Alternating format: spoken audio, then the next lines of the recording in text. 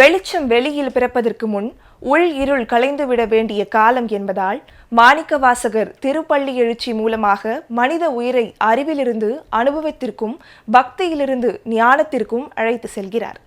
திருப்பள்ளி எழுச்சி பாடல் இறைவனை வெளியில் தேட சொல்லவில்லை, மாறாக அது நமது எண்ண ஓட்டத்தின் ஆழத்திற்குள் இறைவன் உறைந்திருக்கின்றான் என்பதை உணர்த்துகிறது. ஒவ்வொரு பாசுரமும் வாக்கியங்களின் கூட்டம் அல்ல, அவை மனிதனின் தலைகணத்தை கரைத்து உயிர் தன்னை இழக்க செய்து இறையோடு ஒன்றாக்கும் அனுபவ குறிப்புகள். இங்கு பக்தி என்பது பயத்தால் பிறப்பது அல்ல, அது அறிந்த பின்பும் மலரும் அன்பு. திருப்பள்ளி எழுச்சியின் தத்துவம் உலகத்தை மறுப்பதல்ல, உலகில் சிக்காமல் இருப்பதை கற்று தருகிறது. செயலில் இருந்து விடுபட சொல்லாது, மாறாக செயலின் கர்த்தாவாக எண்ணத்தை மெல்ல விளக்க சொல்கிறது. இந்த பகுதியில் திருப்பள்ளி எழுச்சி பாசுரங்கள் சடங்குகளின் எல்லைகளை தாண்டி ஆன்மீக அனுபவம், உள்மாற்றம் என்னும் தளங்களில் விளக்கப்படுகின்றன. ஆகையால் இப்பாடலை கேட்பவன் ஒரு பார்வையாளர் அல்ல, அவன் ஒரு பயணி. ஒவ்வொரு வரியும் அவனை இன்னொரு படி உள்ளே அழைத்து செல்லும். பக்தி மௌனமாகி, மௌனம் ஞானமாகி, ஞானம் கருணையாக மலரும் அந்த நிலையை நோக்கிய இந்த ஆன்மீக பயணத்திற்கு உங்களை அழைக்கிறது திருப்பள்ளி எழுச்சி பாடல். வாருங்கள், இந்த இனிய பதிகத்தை கேட்டு வருவோம்.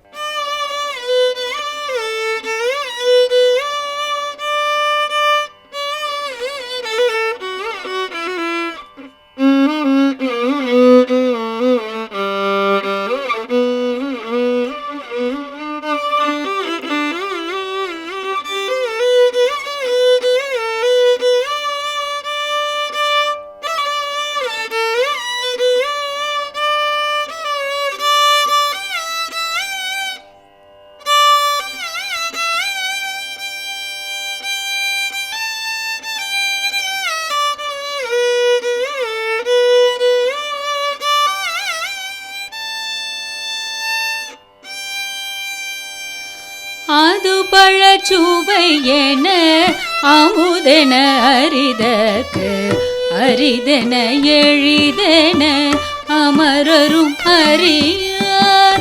அது பழச்சுவை என அமுதென அரிதற்கு அரிதென எழிதென அமரரும் அறியார். இது அவன் திருவுரு அவன் இவன் எனவே, இது அவன் திருவுரு அவன் இவன் எனவே, எங்களை ஆண்டு கொண்டு இங்கெழுந்தருளும், எங்களை ஆண்டு கொண்டு இங்கெழுந்தருளும். மதுவளர் பொழில் திரு உத்தர கோச மங்கை உள்ளாய் திரு பெருந்துரை மன்னா, எது எமை பணி கொள்ளுமா அதை கேட்கும், எது எமை பணி கொள்ளுமா அதை கேட்கும். எம்பெருமான் பள்ளி எழுந்தருளாயே, எம்பெருமான் பள்ளி எழுந்தருளாயே.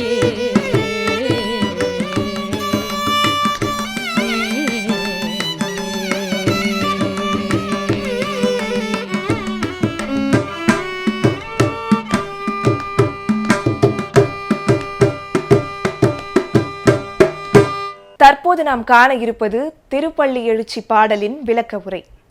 திருப்பள்ளி எழுச்சி என்பது பக்தியின் மொழியில் பேசும் அத்வைத தத்துவம். இது இறைவனை பிரித்து பார்க்கும் வழிபாட்டை தாண்டி இறையும் உயிரும் வேறல்ல என்ற அனுபவத்தை மனித உள்ளத்தில் மெதுவாக விதைக்கும் ஆன்மீக பாதை. மாணிக்கவாசகர் நாம் தேடும் சிவன் நம் தேடலாகவே இருக்கிறான் என்றும் உணர்த்தும் உள்மொழியாக திருப்பள்ளி எழுச்சியின் வழியே தெரிவிக்கிறார். அத்வைதம் சொல்வது இறை, உயிர், உலகம் எல்லாம் ஒரே பரம்பொருளின் வெளிப்பாடே என்பதாகும். இந்த தத்துவம் வாதமாக அல்ல, அனுபவமாகவே திருவெம்பாவையில் வெளிப்படுகிறது. திருப்பள்ளி எழுச்சியின் விளக்கம் என்பதே சிவனை பற்றி பேசுவதல்ல. மனிதன் தன்னை தானே உயர்வாக கருதுவதால் என்ன நிலையை அடைகிறான், அது எப்படி இறை உணர்வை மறைக்கிறது, அதை எப்படி சரி செய்ய இயலும் என்பதையே விரிவாக சொல்லும் வழிமுறை. ஒவ்வொரு பாசுரமும் அகத்தை சுத்திகரிக்கும் ஒரு படி. இங்கே பக்தி என்பது ஒரு வழிபாட்டு உணர்வு மட்டுமல்ல, அது இருமையை மெல்ல கலைக்கும் கருணை நிலை. அத்வைதத்தில் மோட்சம் என்பது எங்கோ அடைய வேண்டிய நிலை அல்ல, அது எப்போதும் இருந்து வரும் உண்மையை மயக்கத்தினால் அறியாமல் இருக்கும் நிலையை விளக்கும் தருணம். இந்த விளக்கங்கள் பாசுரங்களில் சொற்பொழிவை தாண்டி உள்ளத்தின் இயக்கங்களை புரிய வைக்கும். மேலும் ஆன்மீக சொற்பொழிவாளர் இன்றைய பாடல் குறித்து தெளிவாக நல்ல தமிழில் எளிய உரைநடையில் சிறப்பாக விவரிக்கிறார். வாருங்கள், அதனை கேட்டு வருவோம். வணக்கம். திருப்பள்ளி எழுச்சி பகுதியில் 7ஆம் பாடலை இன்று நாம் காணவிருக்கிறோம். அது பழச்சுவை என அமுது என அரிதற்கு அரிதென எளிது என அமரரும் அறியார். இது அவன் திருவுரு இவன் அவன் எனவே எங்களை ஆண்டு கொண்டு இங்கெழுந்தருளும் மதுவளர் பொழில் திரு உத்தர கோச மங்கையுள்ளாய் திரு பெருந்துரை மன்னா எது எமை பணிகொளும் ஆறு அது கேட்போம் எம்பெருமான் பள்ளி எழுந்தருளாயே.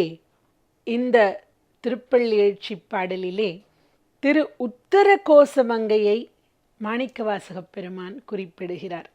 சிவபெருமான் பழத்தின் சுவை போன்றவன், அமுதிற்கு ஒப்பானவன், தேவர்களுக்கும் அரிதானவன், அதே நேரம் தன் அடியார்களுக்கு மிகவும் எளிதானவன் என்பதையெல்லாம் அந்த தேவர்கள் அறிந்திருக்க மாட்டார்கள். சிவபெருமானுடைய தன்மைகளை, இயல்புகளை தேவர்களும் அறிந்திருக்க மாட்டார்கள். ஆனால் அவனுடைய பக்தர்களான, அன்பர்களான, அடியார்களான நாங்கள் அவனுடைய அத்தனை இயல்புகளையும் குணாதிசயங்களையும் அறிந்தவர்கள். அவன் எங்கள் பிரான் என்று எங்களால் அவனை அடையாளம் காட்ட முடியும். இவன் எங்களுக்காக இறங்கி வந்திருக்கும் பிரான், இவன் எங்களுடைய தலைவன் என்று எங்களால் கண்டு கொள்ள முடியும். எங்களுக்காக உத்தர கோசமங்கை எனும் அழகிய திருத்தலத்திலே குடிகொண்டருளும் பிரான் திருப்பெருந்துறையில் அரசனாக மன்னனாக காட்சியளிக்கிறான் என்று மாணிக்கவாசகர் சொல்கிறார். உத்தர கோசமங்கை பற்றிய குறிப்பு இந்த பாடலிலே நமக்கு கிடைக்கிறது. திருவாசகம் எங்கும் 38 இடங்களிலே உத்தர கோசமங்கையை குறிப்பிட்டு மாணிக்கவாசகர் பாடியுள்ளார். குயில் பத்துல ஒரு பாடலிலே சொல்வார், பக்தரெல்லாம் பார்மேல் சிவபுரம் போர் கொண்டாடும் உத்தர கோசமங்கையூர் என்று சொல்வார். சிவபுரமாகிய அந்த பெருமானுடைய இருப்பிடம் உத்தர கோசமங்கையூர் என்று அதனுடைய பெருமையை, புகழை சாற்றுவார் மாணிக்கவாசகப் பெருமான். அந்த உத்தர கோசமங்கையிலே கோயில் கொண்டருளும் பிரான் என்று இங்கே நமக்கு காட்சியாக்குகிறார். தேவர்களுக்கும் அவர் திரும்ப திரும்ப திரும்ப இந்த கருத்தை சொல்றார். தேவர்களுக்கும் அவன் அரிதானவன், தேவர்களாலையும் அவனை அறிந்து கொள்ள முடியாது, காண முடியாது. ஆனால் இங்கே மண்ணுலகத்திலே இருக்கும் அடியார்களுக்கு ரொம்ப எளிதானவன், அவனை அவர்கள் அடைவது ரொம்ப எளிது அப்படிங்கிற கருத்தை பல இடங்களிலும் அவர் சொல்கிறார். இந்த பாடலிலும் நமக்கு திரும்பச் சொல்கிறார். திருக்கோயில்களிலே குடிகொண்டருளி நாம் அவனை அணுகுவதை மிகவும் நமக்கு எளிமையாக்கி தந்திருக்கிறான் சிவபெருமான். இந்த வாய்ப்பை நாம தவற விட்டுறக்கூடாது. அதுதான் மானுடத்திற்கு மாணிக்கவாசகர் சொல்லும் செய்தி என்ன? இந்த பாடலின் வாயிலாக நமக்கெல்லாம் ஒரு பெரிய வாய்ப்பு கிடைத்திருக்கிறது. இந்த மனித பிறவி மூலமாக திருக்கோயில்களிலே அருள் பாலிக்கும் அந்த சிவபெருமானை வழிபட்டு துதித்து வணங்கி போற்றி அவன் திருவடியை அடைவதற்கான பெரிய வழி நமக்கெல்லாம், வாய்ப்பு நமக்கு அமைந்திருக்கிறது. மனிதர்களே, அதை பயன்படுத்தி கொள்ளுங்கள். இந்த பிறவியினுடைய பயனை அடையுங்கள். இந்த வாய்ப்பை தவறவிட்டு விடாதீர்கள் என்று நமக்கு மாணிக்கவாசகர் அறிவுறுத்துகிறார். திருமூலரும் சொல்வார், நாடும் நகரமும் நல் திருக்கோயிலும் தேடித் திரிந்து சிவபெருமான் என்று பாடுமின் பாடி பணிமின் பணிந்த பின் கூடிய நெஞ்சத்தை கோயிலாக் கொள்வனே என்று சொல்வார். திருக்கோயில்களை நாம் தேடி தேடி செல்ல வேண்டுமாம்.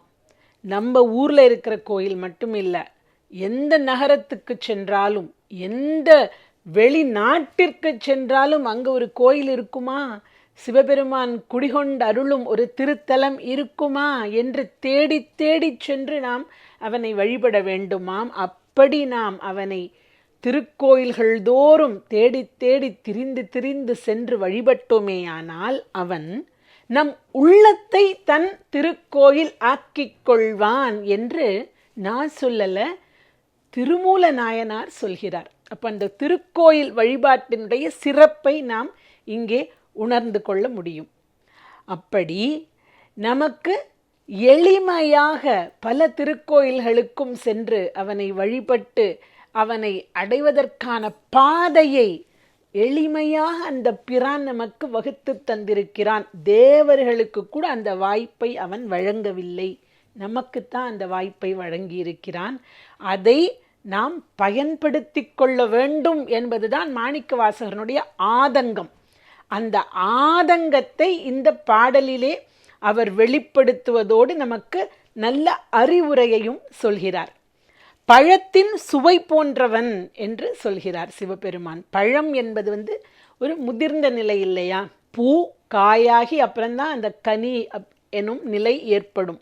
அப்போ முதிர்ச்சியின் அடையாளம் பழம். அதை போலவே பழம் இனிக்கும் இல்லையா, இனிமையின் வெளிப்பாடு பழம். அதனால சிவப்பழத்தை, இனிமையையே நமக்கு பயக்கும் சிவப்பழத்தை நாம் உணர்ந்து புசிக்க வேண்டும் என்பதை எனும் செய்தி நமக்கு கிடைக்கிறது. இன்னொரு செய்தி அவர் என்ன சொல்றார், அவன் அமுதம் போன்றவன் என்று சொல்கிறார். அமுதம், அமுது போன்றவன் என்று சொல்கிறார். அமுது அப்படிங்கும் பொழுது அன்னத்தையும் நாம் அமுது படைக்கிறோம் என்று சொன்னால் அன்னம் படைப்பதையும் நாம் அமுது என்று சொல்வோம். அன்னம் பாலிக்கும் தில்லை சிற்றம்பலம் என்று அப்பர் பெருமான் போற்றுவார். அப்போ பெருமான் நமக்கு இம்மையிலே நம்ம உண்பதற்கான அன்னத்தை, உணவை வழங்கி இம்மையிலே நாம் நிறைவோடு வாழ்வதற்கும் அருள்வார். மறுமையிலே அன்னம்னா முக்தின்னு ஒரு பொருள் உண்டு. நமக்கு முக்தி பேற்றினை, பேரின்பத்தை வழங்கி அவருடைய திருவடியை அடைவதற்கான அந்த அன்னத்தையும் பாலிக்கக்கூடிய பெருமான் நடராச பெருமான் எனும் வகையிலே அப்பர் பெருமான் அன்னம் பாலிக்கும் தில்லை சிற்றம்பலம் என்று திருத்தில்லையினுடைய பெருமையை பாடுவார். பெருமானுடைய அந்த திறத்தை நாம் சிந்திக்க மாணிக்கவாசகனுடைய இந்த அமுது எனும் சொல் நமக்கு வாய்ப்பளிக்கிறது. அமுது என்று சொல்லும் பொழுது தேவர்களும் அசுரர்களும் திருப்பார்க்கடலை கடைந்த பொழுது அங்கே என்ன திரண்டது, நஞ்சு திரண்டு வந்தது. சிவபெருமான் என்ன செய்தார், அந்த நஞ்சை தான் உண்டு தன்னுடைய கண்டத்திலே அடக்கி கொண்டு, அதனால தான் நீலகண்டராக அவர் காட்சியளிக்கிறார். தன்னுடைய கண்டத்திலே அடக்கி கொண்டு தேவர்களுக்கும் அசுரர்களுக்கும் அவர்களை காப்பாற்றி அவர்களுக்கு அமுதை வழங்கினார். அடுத்தவர்களுக்கு அமுது வழங்குவதற்காக யாராவது தான் விஷத்தை உண்பார்களா? அடுத்தவர்களுடைய நலத்திலே, அடியார்களின் நலத்திலே விருப்பம் கொண்ட பெருமான் தான் விஷத்தை உண்டாலும் பரவாயில்லை, அவர்களை காக்க வேண்டும் என்ற கருணையே வடிவான மூர்த்தி சிவமூர்த்தி. அமுது போன்றவன், அடுத்தவருக்காக இறங்கும் அவனல்லவா அமுது எனும் வகையிலே அவன் அமுதிற்கு இணையானவன் எனும் கருத்தை மாணிக்கவாசக பெருமான் இந்த பாடலிலே நமக்கு முன்வைக்கிறார். இப்படி சிவபெருமானுடைய பல தன்மைகளை சொல்லி, அப்பா உன்னுடைய இந்த தன்மைகளை எல்லாம் அந்த தேவர்கள் கூட அறிய மாட்டார்கள், நாங்கள் அறிவோம், உன்னை நாங்கள் அடையாளம் கண்டு கொள்வோம், உன்னுடைய கடைக்கண் பார்வை எங்கள் மீது பரவாதா என்று நாங்கள் எல்லாம் காத்திருக்கிறோம், நீ கண் மலர்ந்தருள்வாய், திருப்பள்ளி எழுந்தருள்வாய் என்று அருமையாக இந்த பாடலிலே பெருமானை எழுப்புகிறார் மாணிக்கவாசகர். இன்றைய அருள் தரும் மார்கழி நிகழ்ச்சியில் பக்தியின் இனிய மொழியாக கோதை நாச்சியார் அருளிய திருப்பாவை மற்றும் ஞானத்தின் ஒளியாக மாணிக்கவாசகர் அருளிய திருப்பள்ளி எழுச்சி என இரண்டும் நம் உள்ளத்தை தொட்டன. திருப்பாவை உறங்கி கிடக்கும் மனங்களை அன்போடு எழுப்பி இறைவனை நோக்கி ஒன்றிணைந்து நடக்க அழைத்தது என்றால் திருப்பள்ளி எழுச்சி. அந்த பயணத்தின் ஆழத்தை நமக்குள் காட்டியது. நான் என்னும் சுவரை மெதுவாக கரைத்து உள்ளே ஒளி பிறக்க செய்தது. ஒரு பாடல் பக்தியை விதைத்தால் மற்றொரு பாடல் ஞானத்தை வளர்த்தது. இரண்டும் இணைந்து வழிபாடு ஒரு சடங்காக அல்ல, வாழ்வாக மாற வேண்டும் என்ற செய்தியை நமக்கு தந்தன. இன்றைய பாசுரங்களின் விளக்கங்கள் கேட்பதற்காக மட்டுமல்ல, நாளைய வாழ்க்கையில் நடைமுறைப்படுத்துவதற்கான உள் நினைவூட்டல்களாக அமைந்தன. மார்கழியின் இந்த நாள் நமக்கு தெரிவிக்கும் உண்மை என்னவெனில், பக்தி வெளியில் தொடங்கினாலும் ஞானம் உள்ளே நிறைவு பெறுகிறது. இந்த ஆன்மீக உணர்வோடு இன்றைய நிகழ்ச்சியை இங்கு நிறைவு செய்கிறோம். நாளை மற்றொரு பாசுரம், புதியதொரு வெளிச்சம், மற்றொரு உள்பயணம். அதுவரை இறையருள் உங்கள் உள்ளத்திலும் இல்லத்திலும் நிறைந்திருக்கட்டும். நன்றி, வணக்கம்.